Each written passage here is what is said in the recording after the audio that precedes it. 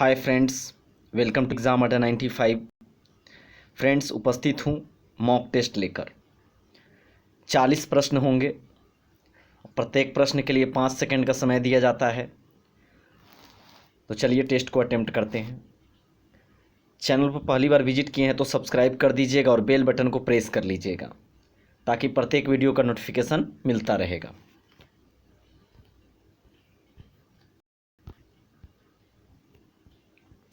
बहुत ही इम्पोर्टेंट प्रश्न रहता है और ये सभी जो प्रश्न हैं किसी न किसी एग्ज़ाम में 4 बार 5 बार मतलब कंटिन्यू पूछते आ रहा है। पहला प्रश्न है, तुंगभद्रा तथा भीमा किस नदी की सहायक नदियाँ हैं? गोदावरी, कावेरी, गंगा, कृष्णा। सही आंसर होगा कृष्णा। तुंगभद्रा तथा भीमा कृष्णा नदी की सहायक नदी है। दूसरा प्रश्न है, विश्व का कहवा पतन किसे कहा जाता है? विश्व का कहवा पतन किसे कहा जाता है? लानोज, पंपास, सेंटोस, इनमें से कोई नहीं। दूसरा प्रश्न का सही आंसर होगा सेंटोस। विश्व का कहवा पतन सेंटोस का कहा जाता है। वेनेजुएला के घास के मैदान को क्या कहा जाता है? Veld, pampas, llanos, savanna. सही आंसर होगा लानोज। वेनेजुएला के घास के मैदान को लानोज कहा जाता है।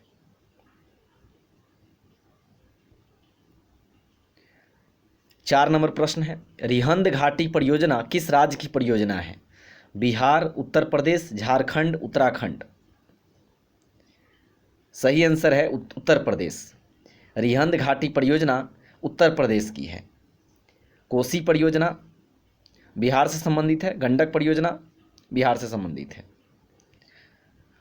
एनु जनजाति कहाँ पाई जाती है? ऑस्ट्रेलिया, न्यूजीलैंड, चीन, जापान। सही आंसर होगा जापान। एनु जनजाति जापान में पाई जाती है। और एक याद रखना है यहाँ पर, एबोरोजिन्स जो जनजाति है वो पाया जाता है ऑस्ट्रेलिया में।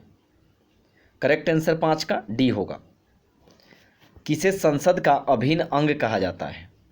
प्रधानमंत्री, राष्ट्रपति, उपराष्ट्रपति, मुख्य न्यायाधीश। सही आंसर होगा राष्ट्रपति। संसद का जो गठन होता है अनुच्छेद 79 के तहत होता है।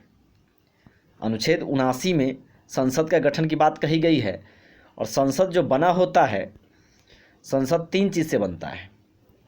देख लेते हैं, लोकसभा, राज्यसभा और राष्ट्रपति। तो देखने से ही लग रहा है लोकसभा, राज्यसभा, सभा लग रहा है एक जैसा है, और राष्ट्रपति एक पर्सन है, और एक समझिए कि कोई संस्था है, संगठन है,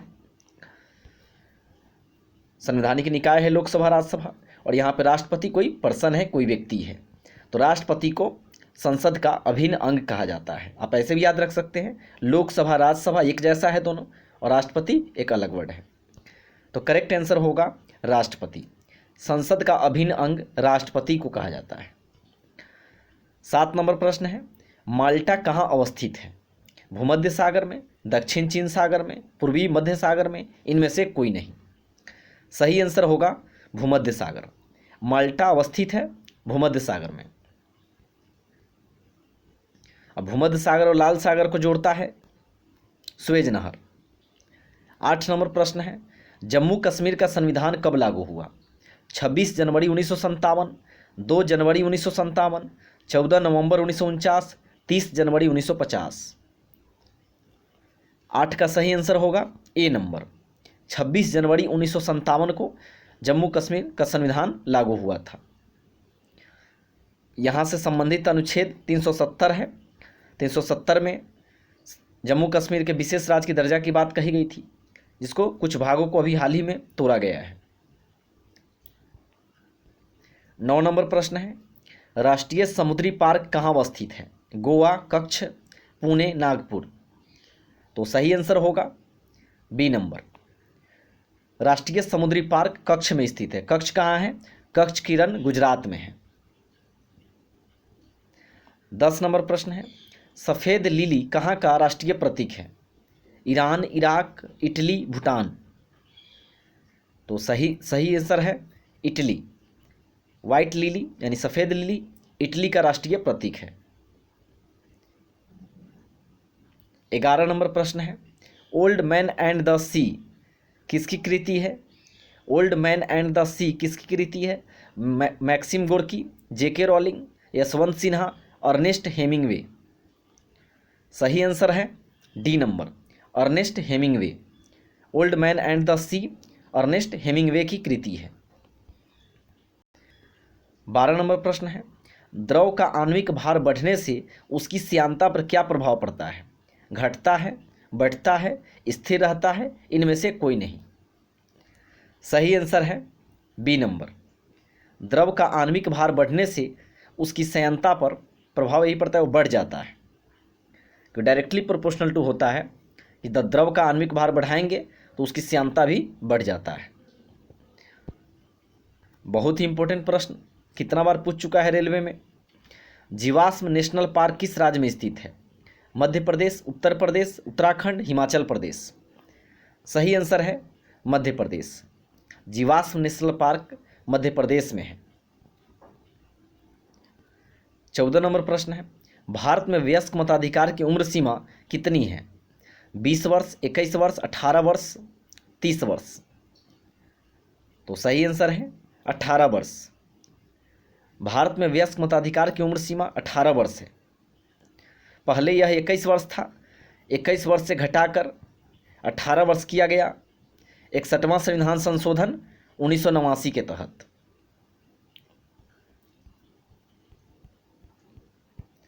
प्लीज़ वीडियो को लाइक कर दीजिएगा। अगला प्रश्न है, लोकसभा में बहुमत दल का नेता कौन होता है? प्रधानमंत्री, राष्ट्रपति, लोकसभा अध्यक्ष, वित्त मंत्री। करेक्ट आंसर होगा प्रधानमंत्री।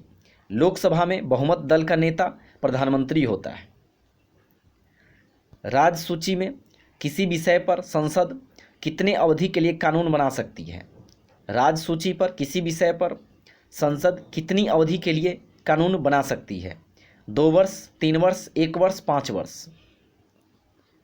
16 का सही आंसर होगा 1 वर्ष। सूची 3 होते हैं, संघ सूची, राज्य सूची, समवर्ती सूची। तो संघ सूची पर तो कानून कौन बनाएगी? तो केंद्र सरकार बनाएगी संघ सूची पर। और राज्य सूची पर जो होता है सिर्फ राज्य को बनाने का अधिकार होता है, और समवर्ती सूची में दोनों को अधिकार होता है, केंद्र को भी और राज्य को भी। लेकिन यहाँ प्रश्न क्या है, राज्य सूची के जो विषय होता है उस पर संसद कितनी अवधि के लिए कानून बना सकती है? तो राज्य सूची पर 1 वर्ष के लिए कानून बना सकती है संसद। मानस किस नदी की सहायक नदी है? ब्रह्मपुत्र, कावेरी, गोदावरी, कृष्णा। सही आंसर है ब्रह्मपुत्र। मानस ब्रह्मपुत्र की सहायक नदी है। राजतरंगिणी के अनुसार निर्वाचन द्वारा सिंहासन प्राप्त करने वाला राजा कौन था? धर्मपाल, सुरेंद्रपाल, महीपाल, गोपाल। तो सही आंसर है गोपाल। राजतरंगिणी के अनुसार निर्वाचन द्वारा सिंहासन प्राप्त करने वाला राजा कौन था? गोपाल था। राजतरंगिणी के लेखक कौन है? तो कलहन है। राजतरंगिणी पुस्तक के लेखक कलहन है।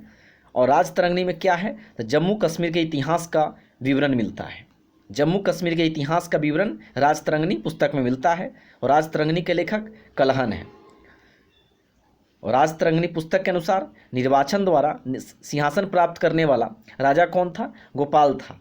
और गोपाल कौन था? तो पाल वंश का संस्थापक था। पाल वंश के संस्थापक गोपाल था। 19 नंबर प्रश्न है, जर्मनी में नाजीवाद की वकालत किसने की थी? Adolf Hitler, Sun Yat Sen, Marco Polo, इनमें से कोई नहीं। तो सही आंसर होगा एडोल्फ हिटलर। जर्मनी में नाजीवाद की वकालत एडोल्फ हिटलर के द्वारा की गई थी। एडोल्फ हिटलर की आत्मकथा का नाम है मीन कैंप। मीन कैंप का मतलब होता है मेरा संघर्ष, मेरा संघर्ष। तो करेक्ट आंसर यहाँ पर 19 में ए हो जाएगा। हरियाली योजना किससे संबंधित है? प्रदूषण, जल प्रबंधन, पर्यावरण, इनमें से कोई नहीं। तो सही आंसर होगा जल प्रबंधन। हरियाली योजना जल प्रबंधन से है। लोकसभा सदस्य अपना त्यागपत्र किसे सौंपता है? लोकसभा उपाध्यक्ष को, लोकसभा अध्यक्ष को, प्रधानमंत्री को, गृह मंत्री को, वित्त सचिव को। तो सही आंसर है लोकसभा अध्यक्ष। लोकसभा जो सदस्य होते हैं वो अपना त्यागपत्र लोकसभा अध्यक्ष को सौंपते हैं। और अभी लोकसभा अध्यक्ष कौन है? तो 17वीं लोकसभा का चुनाव हुआ था अभी हाल ही में। 17वीं लोकसभा के अध्यक्ष है, यानी लोकसभा अध्यक्ष है ओम बिरला।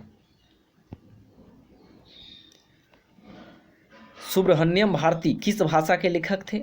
बांग्ला, तमिल, कन्नड़, मराठी। तो 22 का सही आंसर होगा तमिल। सुब्रह्मण्यम भारतीय तमिल भाषा के लेखक थे। नौसेना दिवस किस तिथि को मनाया जाता है? 12 जनवरी, 4 दिसंबर, 15 जनवरी, 8 अक्टूबर। 23 का सही आंसर होगा बी नंबर। 4 दिसंबर को नौसेना दिवस मनाया जाता है और 8 अक्टूबर को वायुसेना दिवस मनाया जाता है, बहुत इंपॉर्टेंट है। अब 15 जनवरी को थल सेना दिवस। तीनों क्लियर हो गया आपका। थल सेना दिवस मनाया जाता है 15 जनवरी को, वायुसेना दिवस 8 अक्टूबर को और नौसेना दिवस मनाया जाता है 4 दिसंबर को। और 12 जनवरी को हम लोग राष्ट्रीय युवा दिवस मनाते हैं स्वामी विवेकानंद जी के जन्मदिन पर। तो करेक्ट आंसर यहाँ पर 23 में बी हो जाएगा। 24 प्रश्न है, पंजाब और हरियाणा की संयुक्त राजधानी कहाँ है? बीकानेर, चंडीगढ़, लुधियाना, जालंधर। 24 का बी होगा। पंजाब और हरियाणा की संयुक्त राजधानी चंडीगढ़ है। टाइगर परियोजना किस वर्ष शुरू की गई थी? 1975, 1976, 1973, 1985। सही आंसर है 1973। टाइगर परियोजना 1973 में शुरू की गई थी। 26 नंबर प्रश्न है, विश्व मानवाधिकार दिवस कब मनाया जाता है? 10 दिसंबर, 2 अक्टूबर, 8 मार्च, 31 अक्टूबर। सही आंसर है 10 दिसंबर। 10 दिसंबर को विश्व मानवाधिकार दिवस मनाया जाता है। 2 अक्टूबर को अहिंसा दिवस मनाया जाता है महात्मा गांधी जी के जन्मदिन पर, और गांधी जयंती भी मनाया जाता है 2 अक्टूबर को।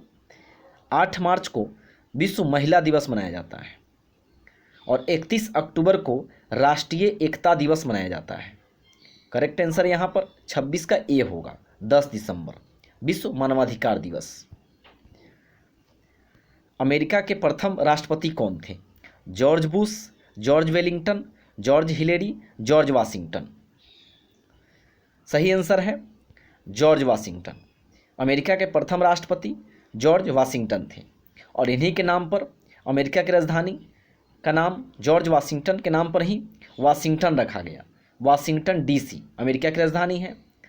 वाशिंगटन डीसी, डीसी में डीसी का मतलब होता है डिस्ट्रिक्ट ऑफ कोलंबिया। अमेरिका में कुल 50 स्टेट हैं और इसीलिए अमेरिका के तिरंगे पर, झंडे पर, अमेरिका के झंडे पर 50 स्टार लगा होता है। 28 नंबर प्रश्न है, अंबेडकर स्टेडियम किस खेल से संबंधित है? Cricket, volleyball, tennis, football. सही आंसर होगा फुटबॉल। अंबेडकर स्टेडियम फुटबॉल से संबंधित है।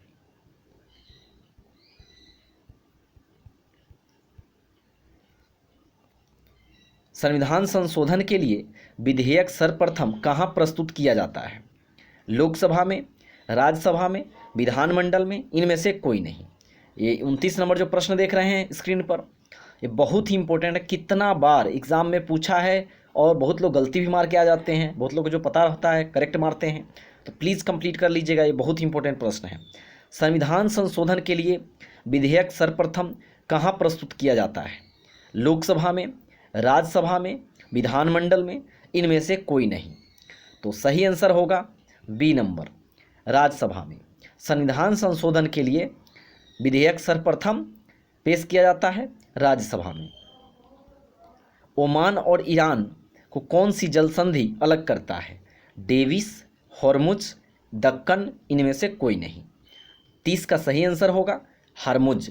हरमुज जल संधि ओमान और ईरान को एक दूसरे से अलग करती है। 31 नंबर प्रश्न है, राष्ट्रीय एटलस एवं तत्वगत मानचित्र संगठन कहाँ स्थित है? राष्ट्रीय एटलस एवं तत्वगत मानचित्र संगठन कहाँ स्थित है? कोलकाता, दिल्ली, चेन्नई, देहरादून। सही आंसर है कोलकाता। कोलकाता में स्थित है राष्ट्रीय एटलस एवं तत्वगत मानचित्र संगठन। 32 नंबर प्रश्न है, भूकंप की तीव्रता मापने के लिए किस स्केल का प्रयोग किया जाता है? Richter scale, telegraphy scale, Victor scale, tachography scale. तो सही आंसर होगा रिक्टर स्केल। भूकंप की तीव्रता मापने के लिए रिक्टर स्केल का प्रयोग किया जाता है। 33 नंबर प्रश्न है, विश्व का प्रसिद्ध डोनोवासा कोयला क्षेत्र किस देश में स्थित है? Bolivia, Cambodia, Ukraine, Thailand. तो सही आंसर है 33 का सी, यूक्रेन। यूक्रेन की राजधानी कीव है, कीव। 34 नंबर प्रश्न है, इंदिरा गांधी राष्ट्रीय उड्डयन अकादमी कहाँ स्थित है? लुधियाना, रोहतक, रायबरेली, भुसावल। सही आंसर होगा सी नंबर, रायबरेली। इंदिरा गांधी राष्ट्रीय उड्डयन अकादमी रायबरेली में स्थित है। सूर्य ग्रहण में पूर्ण सूर्य ग्रहण की अधिकतम अवधि कितना होती है? 7 minute 40 second, 5 minute, 11 minute, 4 minute 30 second. तो सही आंसर होगा 7 मिनट 40 सेकेंड। कुछ पिछले सेट में एक करवाया गया था क्वेश्चन, तो उसमें 460 सेकेंड आया था। तो यहाँ भी देख लीजिए, 7 गुने मिनट है तो 60 से मल्टीप्लाई करेंगे तो 7 गुने 60 कितना हो जाएगा? 420 हो जाएगा। और फिर उसमें 40 से 420 सेकेंड और प्लस 40 सेकेंड कितना आया? 460 सेकेंड। तो आप 460 सेकेंड याद रख सकते हैं या 7 मिनट 40 सेकेंड भी याद रख सकते हैं, क्योंकि दोनों आपको पूछा जा सकता है। ऑप्शन में जो होगा उसको टिक कीजिएगा। सूर्य ग्रहण में पूर्ण सूर्य ग्रहण की अधिकतम अवधि 7 मिनट 40 सेकेंड होती है। पृथ्वी की सारी ऊपरी सतह क्या कहलाता है? ट्रोपोस्फीयर, लिथोस्फीयर, लिम्नोस्फीयर, इनमें से कोई नहीं। पृथ्वी की सारी ऊपरी सतह लिथोस्फीयर कहलाता है। लिथोस्फीयर कड़ी चट्टान यानी कड़ी चट्टान बोलते हैं, कड़ी चट्टान। लिथोस्फीयर करेक्ट आंसर होगा। आधुनिक भारत के संदर्भ में भारत का प्रथम देशभक्त राजकुमार किसे कहा गया है? आधुनिक भारत के संदर्भ में भारत का प्रथम देशभक्त राजकुमार किसे कहा गया है? सिराजुद्दौला, बलबन, कुतुबुद्दीन ऐबक, शाहजहां। 37 का सही आंसर होगा ए नंबर, सिराजुद्दौला को कहा गया है। 38 नंबर प्रश्न है, शीतल पेयों और अचार मुरब्बों के परीक्षण के लिए किस रसायन का उपयोग किया जाता है? शीतल पेयों, पेय या अचार मुरब्बा के परीक्षण के लिए किस रसायन का उपयोग किया जाता है? Sodium benzoate, sodium phosphorus, calcium carbide, इनमें से कोई नहीं। तो 38 का सही आंसर हो जाएगा ए नंबर, सोडियम बेंजोएट का प्रयोग किया जाता है। शीतल पेयों और अचार मुरब्बों के परीक्षण के लिए सोडियम बेंजोएट का प्रयोग किया जाता है। 39 नंबर प्रश्न है, ग्रैंड नेशनल कप किस खेल से संबंधित है? फुटबॉल, घुड़दौड़, बैडमिंटन, हॉकी। तो सही आंसर होगा घुड़दौड़। ग्रैंड नेशनल कप घुड़दौड़ से संबंधित है। 40 नंबर प्रश्न है और आखिरी प्रश्न है, ईईजी जांच किससे संबंधित है? मस्तिष्क, फेफड़ा, आँख, किडनी। तो सही आंसर होगा मस्तिष्क। यहाँ पे याद रखिएगा, ईईजी पूछा जाए तो मस्तिष्क हो जाएगा, ईसीजी पूछा जाए, इलेक्ट्रोकार्डियोग्राफ तो हृदय हो जाएगा। अगर ईओजी टेस्ट पूछा जाए, जांच है सब, तो ईओजी ओ से ऑप्थोलमोलॉजिस्ट यानी कि आँख की जांच के लिए ईओजी का प्रयोग किया जाता है। अगर ईएमजी पूछा जाए तो क्या होगा? तो ये मेम से मसल्स यानी मांसपेशी की जांच अगर होती है किसी भी प्रॉब्लम के लिए तो ईएमजी का प्रयोग किया जाता है। और एक होता है ईएनटी टेस्ट, किस लिए होता है? तो आइज़, नोज और थ्रोट, यानी आइज़ आँख, नाक और थ्रोट मतलब गला, आँख, नाक, गला के लिए भी जो टेस्ट होता है तो इसको ईएनटी परीक्षण या ईएनटी टेस्ट कहते हैं। तो प्लीज़ कैसा लगा ये मॉक टेस्ट आपको? प्लीज़ वीडियो के कमेंट बॉक्स में अपना रिप्लाई ज़रूर दीजिएगा, अपना रिव्यू ज़रूर दीजिएगा। और लाइक या डिसलाइक वो आप पे डिपेंड करता है। लाइक ज़रूर कीजिएगा वीडियो को, और सब्सक्राइब अगर नहीं किए हुए तो सब्सक्राइब कर लीजिएगा और दोस्तों के बीच शेयर कीजिएगा। Thank you.